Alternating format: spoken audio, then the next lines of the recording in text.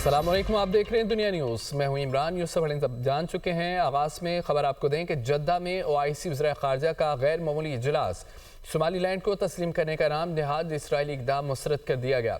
Secretary general کا Somalia کی خود مختاری کی حمایت کا اعادہ، کہا صومالی لینڈ سے متعلق اسرائیلی اقدام عالمی قوانین کی خلاف ورزی ہے۔ سعودی وزیر خارجہ کا کہنا ہے کہ صومالیہ کی خود مختاری کو نقصان پہنچانے کی ہر کوشش مسترد کرتے ہیں۔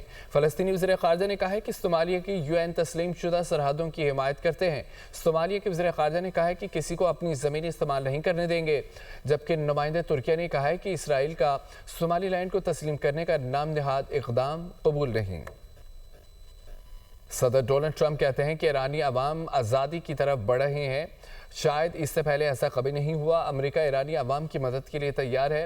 وینزویلا کے عوام سے محبت کرتا ہوں۔ وینزویلا کو دوبارہ خوشحال اور محفوظ بنا رہے ہیں۔ جو لوگ ہماری مدد کر رہے ہیں ان کا شکریہ اور مبارکبادی۔ ڈونلڈ ٹرمپ کہتے ہیں کہ ایرانی عوام آزادی کی طرف بڑھ رہے ہیں، شاید اس سے پہلے ایسا کبھی نہیں ہوا۔ ایران میں پرتشدد مظاہرے جاری ہیں۔ اموات کی تعداد 65 تک پہنچ گئی ہے۔ مرنے والوں میں 15 سیکیورٹی اہلکار بھی شامل ہیں۔ اسرائیل کے لیے جاسوسی کے الزام میں ایک شخص کو گرفتار کیا۔ ایرانی میڈیا کے مطابق غیر ملکی شخص کو ایرانی فوج نے پکڑا۔ 100 مسلح فسادیوں سمیت پرتشدد مظاہروں میں اب تک 2500 سے زائد افراد گرفتار کر لیے گئے۔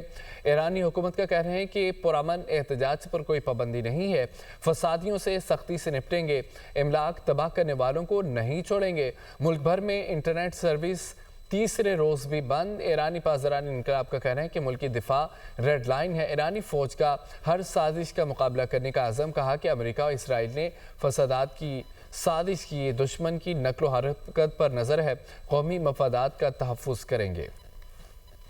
جہاں سرین امریکہ میں فائرنگ کے واقعات میں اضافہ، ریاست میسیسپی میں فائرنگ سے بچے سمیت 6 افراد ہلاک ہو گئے۔ شہر کے 3 مختلف مقامات پر فائرنگ کی گئی۔ پولیس نے فائرنگ میں ملوث ملزم کو گرفتار کر لیا۔ شناخت 24 سالہ سیٹون کے نام سے ہوئی ہے۔ امریکہ میں فائرنگ کے واقعات میں اضافہ، ریاست میسیسپی میں فائرنگ سے بچے سمیت 6 افراد ہلاک ہو گئے۔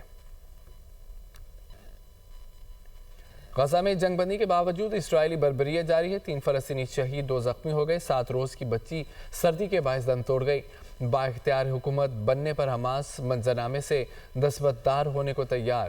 ادھر تل ابیب میں اسرائیلی شہریوں کا نتنیاہو حکومت کے خلاف احتجاج، حکومت کی تبدیلی کے حق میں نعرے بازی۔ مظاہرین کا 7 اکتوبر 2023 سے واقعات پر آزاد تحقیقاتی کمیشن کے قیام کا مطالبہ بھی کیا گیا۔ ناظرین، پنجاب اور سندھ کے مختلف شہروں میں دھند کے ڈیرے ہیں۔ راستے دھندلا گئے۔ عدنگاہ کم ہونے سے موٹر وے اور قومی شاہراہوں پر ٹریفک کی روانی متاثر۔ دھند کی وجہ سے موٹر وے M2 پر لاہور سے کوٹ مومن تک گاڑیوں کا داخلہ ممنوع۔ موٹر وے M3 فیض پور سے رجانہ، M4 پنڈی بھٹیاں سے ملتان تک بند کر دی گئی ہے۔ آپ کو بتائیں کہ حد نگاہ 0 رہ گئی۔ موٹر ویز کو مختلف مقامات سے بند کر دیا گیا۔ دھند کے باعث لاہور میں فلائٹ آپریشنز بھی متاثر ہے۔ لاہور میں سردی کی شدت اور دھند کی کیا صورتحال ہے، جانتے ہیں ہمارے نمائندے مبین حیدر سے۔ مبین، بتائیے گا۔ صورتحال اگر ہم بات کریں صوبہ دارالحکومت لاہور کے موسم کی، تو موسم میں شدید جو ہے وہ سردی کے ساتھ ساتھ شدید دھند کا بھی جو ہے وہ سامنا کرنا پڑ رہا ہے۔ شہر لاہور کے اندر ڈینس فاگ کا جو ہے وہ شہروں کو سامنا کرنا پڑ رہا ہے۔ اس میں جتنے بھی شہر کی اہم شاہراہیں ہیں وہ بھی دھند کے لپیٹ میں۔ اس کے ساتھ ساتھ جو مہلکہ موٹر ویز ہیں وہ بھی جو ہے وہ شدید دھند کے باعث بند کر دی گئی ہیں۔ زمینی طور پر تو سفری مشکلات کا سامنا ہے گی، لیکن اس کے ساتھ ساتھ فلائٹ آپریشنز بھی جو ہے بہت حد تک متاثر ہوئے ہیں۔ لاہور سے باہر جانے والی جو پروازیں ہیں وہ بھی دھند کے باعث متاثر ہوئی ہیں، جس میں اگر ہم بات کرتے چلیں تو لاہور سے ابوظہبی جانے والی فلائٹ سے منسوخ کر دی گئی ہیں۔ لاہور سے مدینہ جانے والی پرواز جو ہے وہ 3 گھنٹے کا شکار ہوئی ہے۔ لاہور سے دبئی جانے والی جو فلائٹ ہے وہ تقریباً 2 گھنٹے تاخیر کا شکار ہوئی ہے۔ اس طرح پروازوں کے بھی اسکیڈول متاثر ہوئے ہیں۔ اور اگر ہم سے بات کرتے چلے موٹر ویز کی، تو موٹر ویز کو بند کر دیا گیا ہے۔ لاہور M2 موٹر وے جو اس کو لاہور سے کوٹ مومن تک بند کر دیا گیا ہے۔ لاہور M3 جو موٹر وے ہے وہ بند ہے۔ M4 بند کر دی گئی ہے۔ M5 بند کر دی گئی ہے۔ M11 جو ہے اس کو بھی جو ہے بند کر دیا گیا ہے۔ اور بار بار پریکاشنری میئر جاری کیے جا رہے ہیں کہ کوشش کریں کہ سفر سے گریز کریں۔ اگر سفر کرنا پڑے تو پریکاشنری میئرز کو ملحوظہ خاطر رکھتے ہوئے سفر کو یقینی بنائیں تاکہ کسی بھی قسم کے جو نقصانات ہیں سفر کے اندر، خاص طور پر دھند کے موسم میں، اس سے خود کو محفوظ رکھ سکیں۔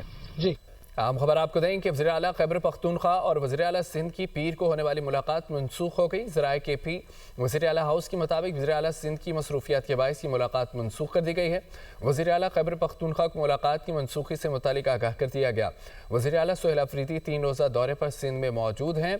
वज़ीर दाखिला सिंध ज़ियाउल हसन लंजार का PTI को जलसा करने के हवाले से वाज़ेह पैगाम कहते हैं कि बाग़ जना में PTI को जलसा करने की इजाज़त है।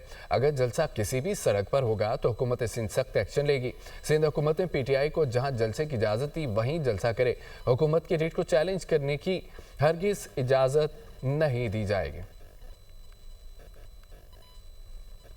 वज़ीर दाखिला सिंध ज़ियाउल हसन लंजार का PTI को जलसा करने के हवाले से वाज़ेह पैगाम कहते हैं कि बाग़ जना में PTI को जलसा करने की इजाज़त है। अगर जलसा किसी भी सड़क पर होगा तो हुकूमत सिंध सख्त एक्शन लेगी। सिंध हुकूमत ने PTI को जहां जलसे की इजाज़त दी वहीं जलसा करे। हुकूमत की रीट को चैलेंज करने की हरगिज़ इजाज़त नहीं दी जाएगी।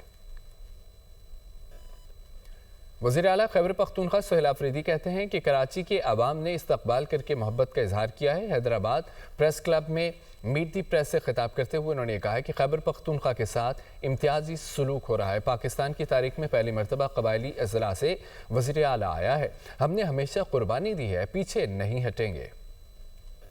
ये अजला हमारे जो हैं वो तकरीबन 78 साल से महरूम रहे हैं और हमें सिर्फ जो है जब भी कुर्बानी का वक्त आता था तो कहते थे हमारे कबायली लोग जिंदा हैं, लेकिन बहरहाल हमने कभी इनकार नहीं किया, कभी किसी कुर्बानी से दरेग नहीं किया और जब भी पाकिस्तान पर बुरे हालात आए तो हमने कुर्बानी दी है। दूसरे सूबों के वज़ीर आला के लिए जो है वो एयरफोर्स का जहाज़ जो है वो तैयार खड़ा रहता है, उसमें घूमते फिरते हैं, लेकिन खैबर पख्तूनख्वा के वज़ीर आला का पासपोर्ट स्टॉप लिस्ट में डाला गया है कि इम्तियाजी सलूक है।